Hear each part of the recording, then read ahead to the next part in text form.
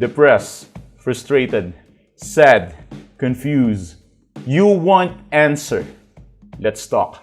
Give me a message sa page ko sa Philippine Dating Coach and you can have one-on-one coaching with Coach Baze, your dating coach. Just please subscribe to my channel and hit the bell button. Bagay na kahinaan ng ex. Minsan kasi depende. Kung ikaw ang dumper at ang ex mo ang dumpy o iniwan, yung ex mo yung iniwan, ikaw yung dumper, ikaw yung nang iwan. Kung siya ang dumpy at ikaw ang dumper, ang kahinaan ng ex mo, ikaw. Kasi na-dump siya eh. Siya yung dumpy eh.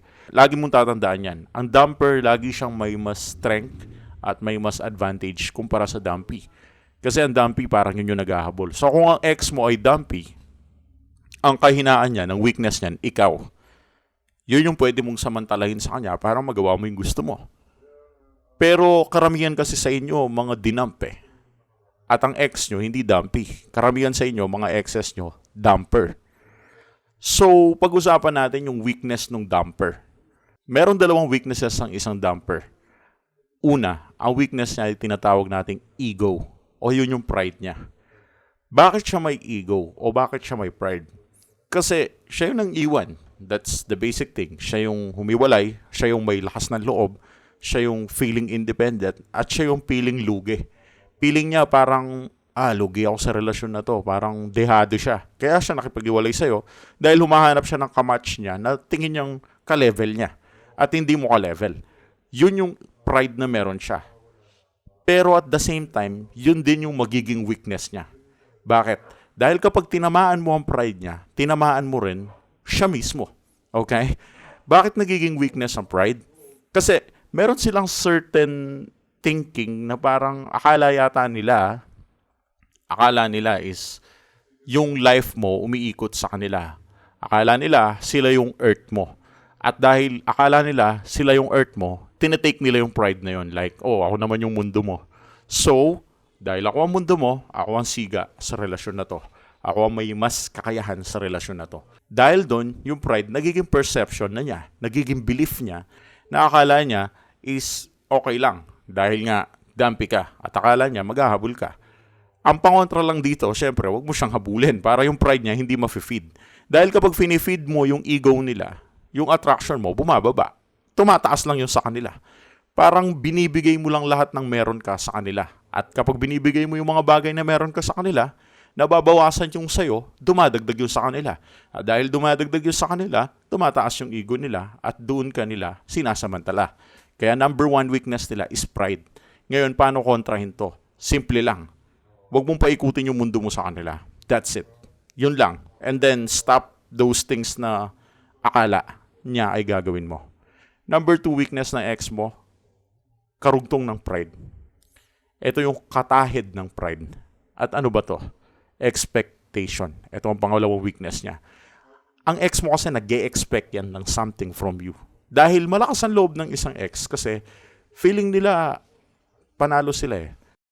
Talagang nag-e-expect talaga sila na akala nila, buong akala o yung expectation nila, talagang, alam mo yun, parang king na king, parang haring-hari talaga. Alam mo yun, parang niyayabangan ka nila dun sa ego nila. At dahil dun sa expectation nila, ine-expect nila na mahal mo pa rin sila at hindi ka mabubuhay nang wala sila. Bakit naging weakness nila to? Depende to sa'yo.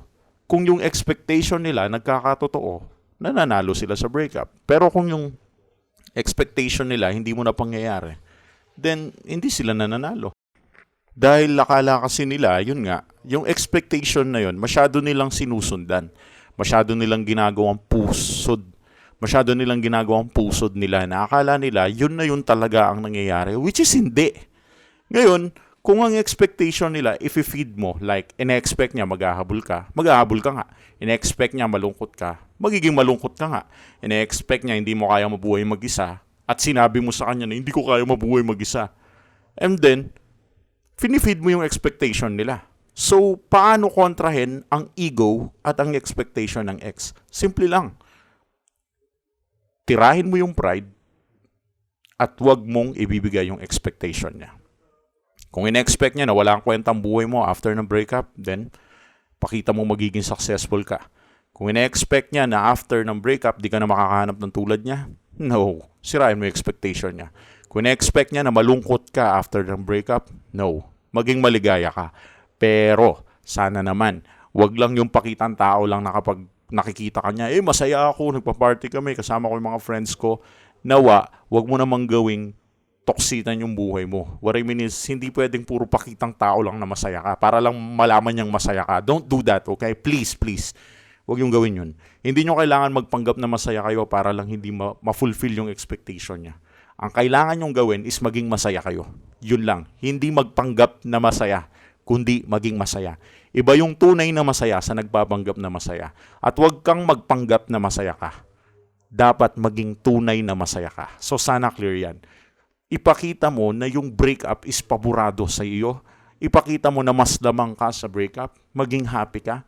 And once na naging mas happy ka sa kanya, ibig sabihin, pinapakita mo na yung breakup, nanalo ka. You won. Parang gusto nating ipakita sa ex mo na you won this breakup. Ikaw ang nagwagi, ikaw ang panalo. And then don't follow those expectations. At kapag tinamaan mo ang ego niya like, kaya pala niya mabuhay mag-isa. Hindi pala siya na-insecure. Nagiging masaya pala siya pag wala ako. And then, hindi mo sinunod yung expectation niya. Nakakala niya walang kwenta buhay mo after breakup. Kundi, ang nangyari, taliwas sa kanyang expectation. Lalo ka nag-success, lalo ka nag-improve, lalong gumanda buhay mo. And then, yung expectation at pride niya, mabababa. At dahil bumaba ito, yun na yung pagkakataon. At malaki ang chance na gumapang pabalik sa'yo yung taong yan. Basta wag lang fake it till you make it. Gawin mo talaga, okay? Wag kang magpakitang tao sa kanya para lang ma-please siya. Wag kang magpanggap na masaya. Maging tunay kang masaya. At ang susi dito para ma-counter ang dalawang yun ay ang maging happy ka sa breakup. You need to win this breakup.